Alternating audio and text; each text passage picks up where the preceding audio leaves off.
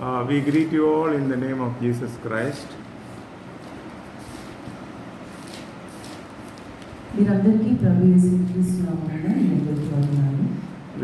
especially welcome the children, those who are here and those who will listen online. We welcome into this message. మరి ముఖ్యంగా పిల్లలకి ఇక్కడ ఉన్న పిల్లలకి online ఎవరైతే ఉంటున్నారో ఆ పిల్లలకి ముఖ్యంగా నేను And even elders also who are watching here and online, we greet. పెద్దలు ఎవరైతే ఆన్లైన్ లో ఉన్నారో వాళ్ళందరికీ ధన్యవాదాలు తెలుపుతున్నాను. And today my short message is about bearing fruit. ఈ రోజు మన వాక్య అంశం ఏంటంటే ఎలా ఫలించాలి.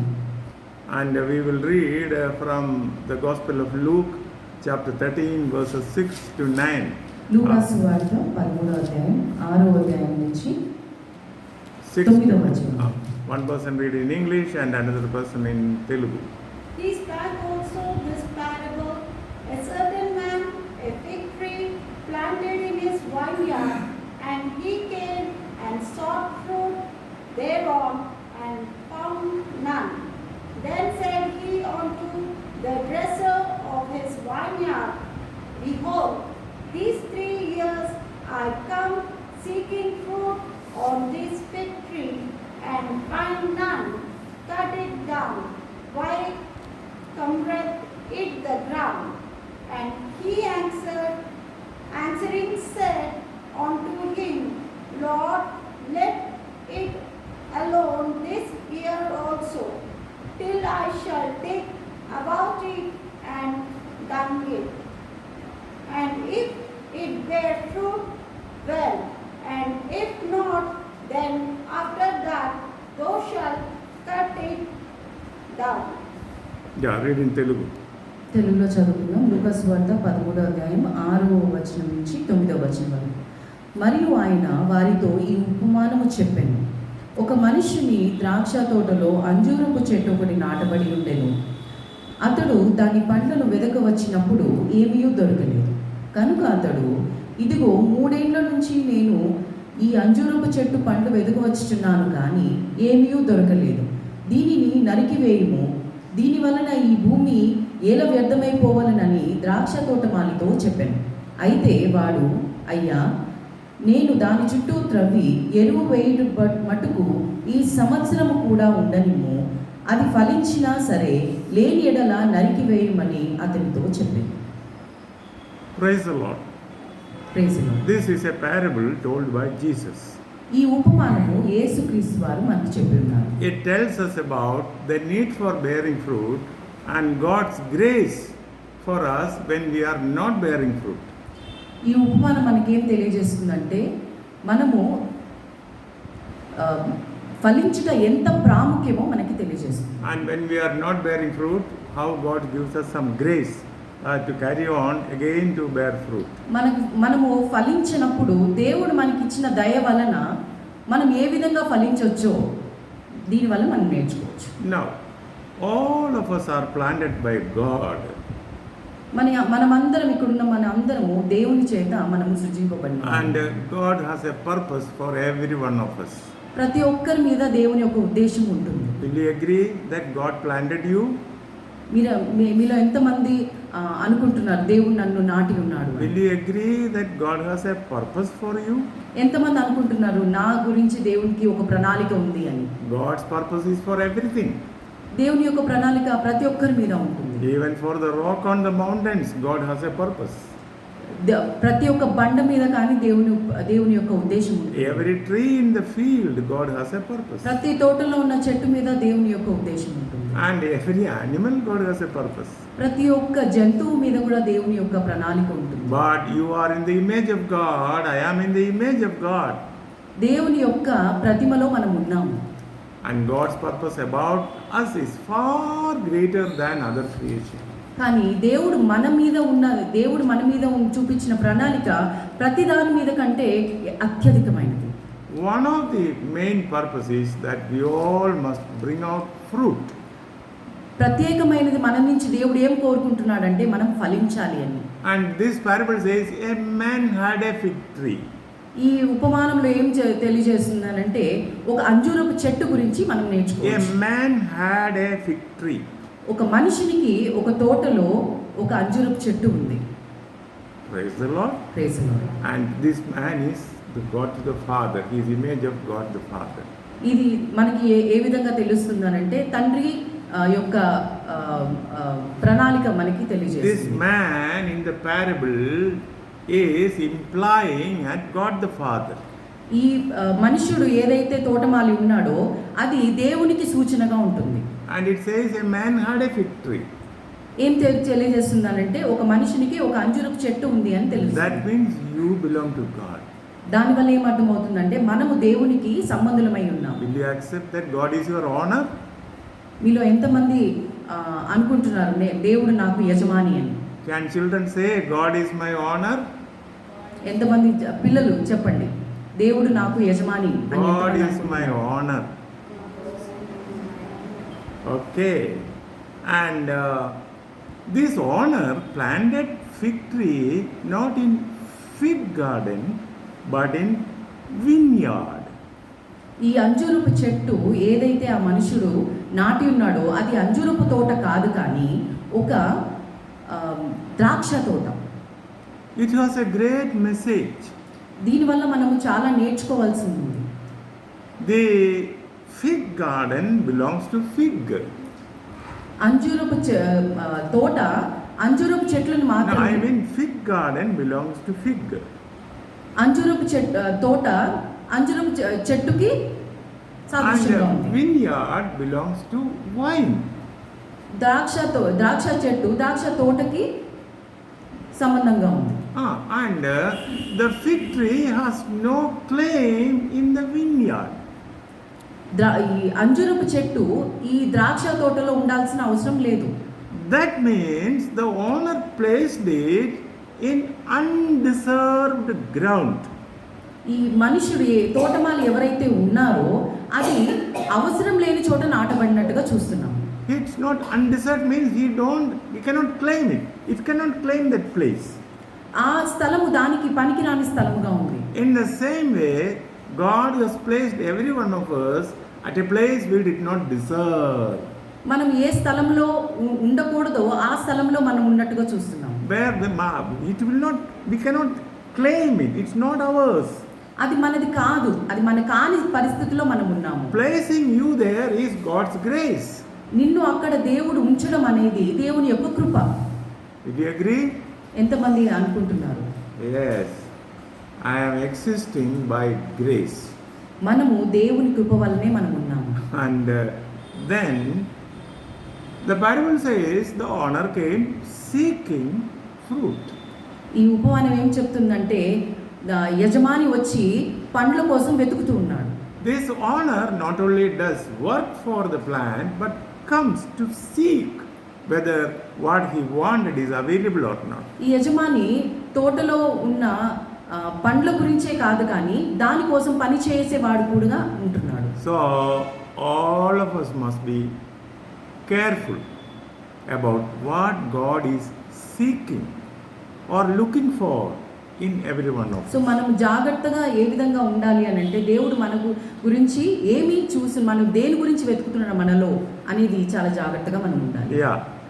In addition to your looking around, you also must look what God is looking in you. మీ సొంత పనులతోటి మీరు బిజీగా ఉండడం కాదు, కానీ దేవుడు మన నుంచి ఏం కోరుకుంటున్నాడు, ఏం చూస్తున్నాడు అనేది మనము గమనించుకోవాలి. Am I producing the fruit for my master? నా యజమాని కోసం నేను మంచిగా ఫలిస్తున్నానా? Examine ourselves. మనమే పరీక్షించుకోవాలి. And this owner did not find any fruit. ఈ యజమానికి ఒక్క పండు కూడా ఆ చెట్టు నుంచి కనపడలేదు.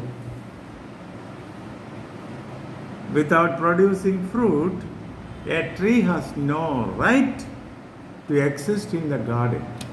చెట్టుకి ఫలం లేకపోతే చెట్టు యొక్క ఆ తోటలో ఆ చెట్టుకి ఉపయోగం లేదు. It has no place in the garden. ఆ స్థలంలో ఉండాల్సిన అవసరం లేదు. This is common in our life. ఇది మన జీవితాల్లో సర్వసాధారణం. A student who doesn't want to study has no place in the classroom.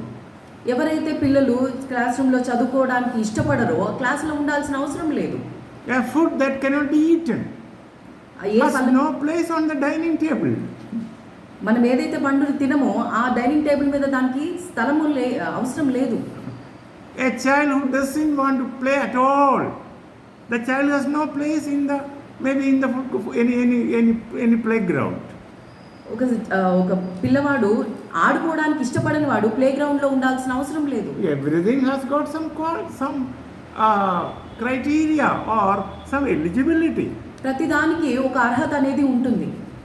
So it is important. Do you want to produce fruit? నువ్వు దేవునికి ఫలించే దానిలా ఉండాలనుకుంటున్నావా? Yeah. Then you have the right place in the presence of God and the place God is keeping you.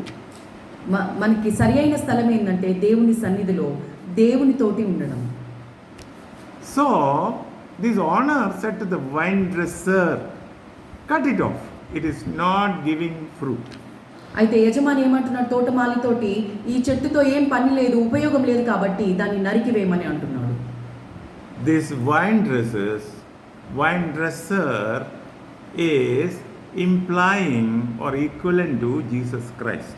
ఈ తోటమాలి యేసు ప్రభుకి సాదృశ్యంగా ఉన్నాడు. Remember, the honor is implying at Father God and the vine dresser is implying Jesus Christ. యజమాని దేవునికి సాదృశ్యంగా ఉన్నాడు. ఈ తోటమాలి ఎవరైతే ఉన్నారో యేసు ప్రభుకి సాదృశ్యంగా మనం చూస్తున్నాం. One may think he is God so cruel, God the Father so cruel that he is asking to cut off the tree. యజమాని ఎంతో కఠినంగా ఉంటున్నట్టుగా చూస్తున్నాం మనం, ఎందుకంటే చెట్టుని నరికివేయమని అంటున్నాడు. But God is not only a God of love and mercy, but God is also a God of justice. మన దేవుడు ప్రేమ చూపించి కరుణ చూపించే దేవుడు మాత్రమే కాదు, కానీ మనకి న్యాయము చూపించే దేవుడుగా కూడా ఉంటున్నాడు. This is very important. Everybody should know that our God is also a God of justice. మన ప్రాముఖ్యమైనది ఏంటంటే దేవుడు మనకి న్యాయము చూపించే దేవుడుగా ఉంటున్నాడు. And the sin has to be punished. మనం చేసిన తప్పులకి శిక్ష అనేది ఉండాలి. That is why in order to save us, God sent his son Jesus Christ. అందుకే ఈ పాపములను మనం తప్పించుకోవడానికి ఆయన కుమారుణ్ణి ఈ లోకమును మన కొరకు పంపించి ఉన్నాడు. And according to God's law, a soul that sins should die. దేవుని వాక్యం ఏం చెప్తుందనంటే పాపమునకు జీతము మరణము. Okay? Anyone, big or small, man or woman, child or adult, anyone, sin will lead that person to death. ఎవరైనా అయి ఉండొచ్చు, చిన్నపిల్లలు కావచ్చు, పెద్దవారు కావచ్చు, ఆడవాళ్ళు కావచ్చు, మగవాళ్ళు కావచ్చు, పాపము మనకి మరణంకు మాత్రమే దారితీస్తుంది. And it is not just physical death, but spiritual death. మనం భౌతికంగా చనిపోవడం మాత్రమే కాదు, కానీ మనము ఆత్మీయంగా దేవునిలో చనిపోయిన వారంగా ఉంటున్నాం. Physical death is separation of the spirit from the body. భౌతికంగా చనిపోవడం అనంటే శరీరమునకు ఆత్మకు విడిపోవడం మాత్రమే. But spiritual death is separation of the spirit from God. మనం ఆత్మీయంగా మనం చనిపోయినట్టుగా ఏ విధంగా తెలుస్తుందంటే దేవునికి మనం దూరంగా విడిపోతున్నాము. Always remember that. మనం అది గుర్తుపెట్టుకోవాల్సిన విషయం. And we are already dead because we are fruitless. మనము చనిపోయిన వారిలాగా ఉన్నాం, ఎందుకంటే మనము ఫలించలేని స్థితిలో ఉన్నాం కాబట్టి. But Jesus Christ came to give us new life. యేసు ప్రభు ఈ లోకంలోకి మనకి నూతన జీవితాన్ని ఇవ్వడానికి ఈ లోకంలోకి వచ్చి ఉన్నాడు. And this honor says, last 3 years I have been caring for it. ఈ యజమాని ఏమంటున్నాడంటే 3 సంవత్సరాలుగా నేను దీన్ని పెంచుతూ ఉన్నాను, చూస్తూ ఉన్నాను. I am personally thinking these 3 years is very near to the 3.5 years Jesus served on this earth. 3.5 సంవత్సరాలు యేసు ప్రభు ఈ లోకంలోకి వచ్చినప్పుడు యేసు ప్రభు ఈ 3.5 సంవత్సరాలు సేవ చేసినట్టుగా మనం చూస్తాం. And in that 3.5 years Jesus did everything necessary for our salvation. మన రక్షణ కొరకు ఈ లోకంలో ఏ విధంగా యేసు ప్రభు పని చేయాల్సి వచ్చిందో ఆ విధంగా యేసు ప్రభు పూర్తి చేశాడు. Everything is finished. ప్రతి ఒక్కటి ఆయన సంపూర్ణం చేసి ఉన్నారు. When he was dying on the cross, he said, "It is finished." యేసు ప్రభు శిలువలో మరణించినప్పుడు సంపూర్తి సమాప్తము అని దేవుడి మాట I పలికాడు. believe he meant whatever I had to do for the salvation of all humanity, I have done. ఈ ప్రజల రక్షణ కొరకు నేను ఏం చేయాలి అని వచ్చి ఉన్నాను, అది నేను చేసి ఉన్నానని చెప్తున్నాడు. For the salvation of everyone listening to this message, Jesus has done everything needed for your salvation. వింటున్న ప్రతి ఒక్కరికి తెలియాల్సింది ఏంటంటే యేసు ప్రభు ఈ లోకంలోకి వచ్చి మన కొరకు రక్షణ కొరకు ఏం చేయాలో ఆయన అది సంపూర్ణంగా చేసి ఉన్నాడు. Now it is yours and mine, every one of us, to receive the benefit and receive the salvation. ఇప్పుడు మన యొక్క పరిస్థితి ఏమిటంటే అది మన జీవితంలో ఏ విధంగా అలవర్చుకోవాలో మనం చూడాలి. Now, the owner also says, why this tree is wasting the ground? యజమాని ఏమంటున్నా అంటే ఈ చెట్టు వలన ఈ భూమికి ఏమీ ఉపయోగం లేదు అని అంటున్నాడు. The ground is useless. ఈ భూమి దీనివల్ల పనికిరాని దానిగా అయిపోతుంది. A child is getting all benefits from the parents, taking tiffin, food and everything, but child is not studying but only rebelling. తల్లిదండ్రుల నుంచి చిన్న బిడ్డలు ప్రతి ఒక్కటి పొందుకుంటున్నారు, బుక్స్ కానీ ఫీజు కానీ వాళ్ళు చేసే టిఫిన్స్ కానీ అన్ని తీసుకుంటున్నారు కానీ చదవట్లేదు. And they are rebelling against the parent, disobedient. వాళ్ళు తల్లిదండ్రులకి అవిధేయతగా ఉంటున్నారు. Remember, some child from the street would have done better by receiving all this than you. Remember. వీధిలో ఉన్న పిల్లలు ఇంతకంటే మంచిగా చదువుకున్న ఇవన్నీ పొందితే వాళ్ళు ఇంతకంటే మంచిగా చదువుకునే వాళ్ళేమో. That's what. You are wasting the facilities. మనకు వచ్చిన ఫెసిలిటీస్ని మనము వేస్ట్ చేసుకోకూడదు. That's what. Remember, when we receive all benefits and don't produce fruit, we are wasting our facilities. మనకు వచ్చిన బెనిఫిట్స్ అన్ని మనం తీసుకొని మనం ఫలించకపోతే అది మనకి ఏది ఉపయోగంగా ఉండదు. Okay. So the owner is telling this tree is wasting ground. యజమాని ఏమంటున్నా అంటే ఈ చెట్టు ఈ భూమికి ఏ సారవంతమైనది కాదు అని అంటున్నాడు. But here is the advocate. Here is the mediator for the tree. ఇక్కడ మధ్యవర్తిగా మనం చూస్తున్నది ఏంటంటే చెట్టుకి తోటమాలి. The vine dressers or the gardener goes and says the owner, please don't cut it now. ఈ తోటమాలి ఏం చెప్తున్నాడంటే యజమాని దగ్గరికి వెళ్ళి ఈ చెట్టుని నరికి వేయొద్దు. Let me dig once again. దీని చుట్టూ నేను త్రవ్వి And let me put manure దీనికి నేను ఎరువు వేసి for one more year. ఇంకొక సంవత్సరానికి నేను చూస్తాను. And let us see whether it will produce fruit. ఒకవేళ అది ఫలిస్తుందేమో ఈ ఒక్క సంవత్సరం చూద్దాము. Oh, we are in that 1 year. మనము ఈ ఒక్క సంవత్సరంలోనే ఉన్నాము. Praise the ఆ Lord. గ్రేస్ పీరియడ్ లో. Hallelujah. And Jesus took away our sins, gave us grace to live eternal life.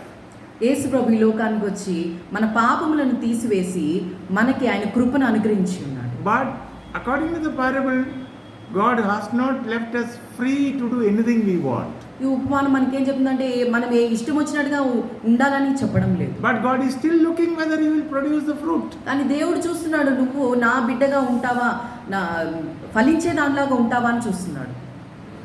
Praise the Lord. Praise the Lord. Will you utilize this 1 year? ఈ ఒక్క సంవత్సరాన్ని మనం ఉపయోగించుకుందామా? Praise the Lord. Praise the Lord. And the message of 1 year is also a great message. ఈ ఒక్క సంవత్సరం అనేది దేవుడు మనకిచ్చిన కృప.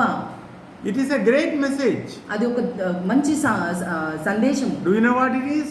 అదేంటో మీకు తెలుసా? The grace of God will not be always available to humanity.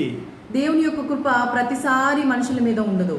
And the door of grace will be closed. దేవుని యొక్క కృప ఆగిపోతుంది for humanity. మనుషులకు.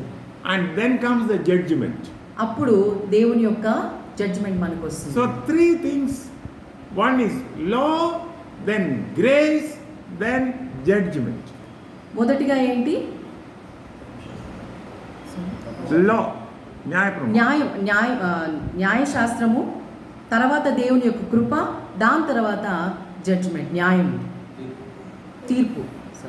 Praise the Lord. Praise the Lord. So remember that is the 1 year is important. ఈ ఒక్క సంవత్సరం అనేది మనకి చాలా ప్రాముఖ్యం. God is giving us unlimited grace now in quantity, ఇప్పుడు దేవుని యొక్క కృప మనకి అత్యధికంగా ఉంటుంది, but not in time. కానీ సమయానికి మాత్రము కాదు. The Bible says today is the day of salvation. ఈ రోజే దేవుని యొక్క రక్షణ. Today is the day when God is pleasing at you. ఈ రోజే దేవుడు నిన్ను కోరుకుంటున్నాడు. You can read in the Genesis chapter 6 that when people were rebelling against God and sinning, God said, "My spirit shall not strive always with men." దేవుడు ఆదికాండంలో 6 in Genesis chapter 6, God said, "My spirit shall not strive always. My spirit shall not always speak and argue with men." దేవుని మనుషులతో నేను ఎప్పుడు argument చేయలేదు అని అంటున్నాడు దేవుడు. There is a limit for that. ప్రతి దానికి ఒక లిమిట్ అనేది ఉంటుంది. And there God restricted or God limited the life of man to 120 years. దేవుని మనిషిని యొక్క జీవిత కాలమును దేవుడు పరిమాణంని లిమిట్ చేసి 120 years. 120 సంవత్సరాల వరకు ఆపి ఉన్నాడు. Now we are not even going up to that. మనం ఇప్పుడైతే అంతవరకు కూడా వెళ్ళలేకపోతున్నాం. What I meant to say is, grace is abundant, but the door of grace will be closed. దేవుని యొక్క కృప అత్యధికంగా ఉన్నది, కానీ సమయానుకూలంగా అది మూసివేయబడుతుంది. This the whole world should know. ఇది ప్రతి ఒక్కరూ ఈ ప్రపంచం అనేది మనం తెలుసుకోవాలి. That is why we call this grace dispensation or the age of grace. అందుకే దేవుడు మనకిచ్చిన ఆ పరిమాణంని మనము వాడుకోవాలి, మనకిచ్చిన సంవత్సరంలోని. The age of grace will come to an end. Your opportunity to accept Christ and be saved will come to an end. దేవుణ్ణి స్వీకరించే ఆ ఆపర్చునిటీని మనము వాడుకోవాలి. There was a man who had a lawyer friend. ఒక మనుషుడు ఉన్నాడు, అతనికి lawyer అనే ఫ్రెండ్ ఉన్నాడు. And lawyer was his friend. Lawyer Means in the court. Advocate అతనికి ఫ్రెండ్ గా ఉన్నాడు. And then whenever this man is doing any mistake, he will go to this lawyer and request, and the lawyer always argue for him. ఏదైనా తప్పు చేసినప్పుడు ఈ lawyer దగ్గరికి వెళ్ళి తను ఏం చేశాడో చెప్పుకుంటే తన కోసము ఆయన వాదించేవాడు. And every time this lawyer used to release him from the crime. ఈ లాయర్ దగ్గరికి వెళ్ళినప్పుడు ప్రతిసారి విడుదల కలిగిస్తూ ఉండేవాడు. And then this man was very happy. In the mind he said, whatever I do, this lawyer will argue for me and save me.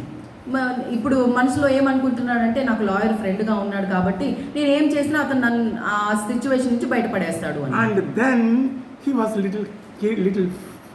feeling free to commit mistakes. ఇప్పుడు ఏమనుకుంటున్నా అంటే నేను ఏమన్నా చేయొచ్చు, ఏ చేసినా తను నాకు ఉన్నాడు అనే ధైర్యంతో. Like that one day again police caught him. ఒకరోజు మళ్ళీ అదే తప్పు చేశాడు. And he was thinking that his lawyer will save. అనుకుంటున్నాడు, నేను ఏం చేసినా కానీ నాకు లాయర్ ఫ్రెండ్ ఉన్నాడు కాబట్టి నన్ను విడిపిస్తాడు. He went to the court and found that lawyer was not at his seat. కోర్టుకు వెళ్ళినప్పుడు లాయర్ ఆ సీట్లో లేకుండా చూస్తున్నాడు. To his surprise, he saw that the lawyer was sitting at the judge's seat. ఆయనకి ఆశ్చర్యం కలిగించిన విషయం ఏమిటంటే, లాయర్ సీట్లో కాకుండా న్యాయవాది సీట్లో కూర్చున్నట్టుగా తీర్పిచ్చే అతని సీట్లో కూర్చున్నట్టు. ఈ లాయర్కి ప్రమోషన్ వచ్చి న్యాయవాదిగా కాకుండా ఏమంటే తీర్పు తీర్చే అతనిగా ఉన్నాడు. And again this man pleaded with the judge, all these days you have saved me, now also you save. ఇప్పుడు ఇన్ని రోజులు ఇన్ని తప్పులు చేసినప్పుడు నన్ను విడిపించావు కాబట్టి ఇప్పుడు కూడా నన్ను విడిపించు అని. And the judge said, all these years I have been a lawyer, I argued for you, now I am a judge, I cannot argue for you, I can only judge you rightly. ఇప్పుడు ఇన్ని రోజులు నేను నీకు అడ్వకేట్గా ఉన్నాను కాబట్టి నేను నిన్ను save చేయగలిగాను, కానీ ఇప్పుడు మాత్రం నేను జడ్జి సీట్లో ఉన్నాను కాబట్టి నీకు న్యాయము మాత్రమే, తీర్పు మాత్రమే తీర్చగలను. Praise the Lord. Praise the Lord. Jesus Christ is our judge today. Yesu Prabhu, I mean the lawyer today. యేసు ప్రభు మనకి ఒక లాయర్గా ఉంటున్నాడు ఇప్పుడు. But a day will come, Jesus Christ will sit as judge for all humanity.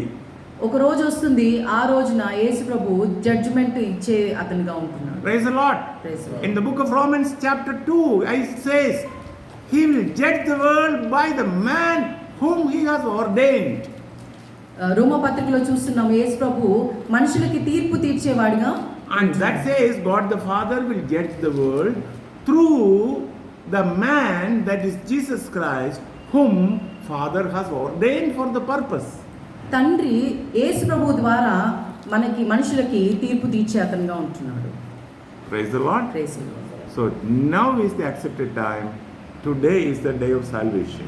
ఈ రోజే, ఈ దినమే, ఈ క్షణమే యేసు ప్రభుని మనము అంగీకరించాలి, ఆయన రక్షణను పొందుకోవాలి. After hearing this message, all those who hear now and those who later watch online, will you surrender yourself to God through Christ? ఇప్పుడు వింటున్న ప్రతి ఒక్కరు, తర్వాత ఈ వీడియో చూసిన ప్రతి ఒక్కరు దేవునికి మనం సమర్పించుకోవాలి. Will you tell God, oh God, you are my owner, యేసు ప్రభుకి, దేవునికి మనం చెప్తున్నామా, మీరే నా యజమానిగా ఉంటున్నారు, but I have not given fruit as you wanted. మీకు కావలసినట్టుగా నేను ఫలించలేకపోతున్నాను, I am eligible to be cut down. నేను నరికివేయబడే స్థితిలో నేను ఉంటున్నాను. But in Jesus Christ, you have given me a continued life. కానీ యేసు ప్రభు ద్వారా నేను ఇంకొక జీవితం జీవించడానికి నాకు ఆధిక్యతనిచ్చున్నాను. And Lord, I will be careful about what you are looking for in me. నేను చాలా జాగ్రత్తగా ఉంటాను, నాలో ఏం కోరుకుంటున్నావో అది ఫలించడానికి నేను జాగ్రత్తగా ఉంటాను. Thank you, Jesus, for being my advocate. యేసయ్యా, మీకు వందనాలు, నా కొరకు, నా అడ్వకేట్గా మీరు ఉంటున్నందుకు. I know that you will come as judge for the world one day. ఒకరోజు మీరు జడ్జ్ లాగా మీరు వస్తున్నారు. By your blood and my repentance, I will stand at your right hand, and your righteousness will be for me. మీ దేవుని యొక్క righteousness మనకి ఉంటుంది. May take this submission. Do this submission in your life. మీ జీవితాల్లో మీరు సమర్పించుకోండి. May God bless you. దేవుని నుండి దీవించున్నాను.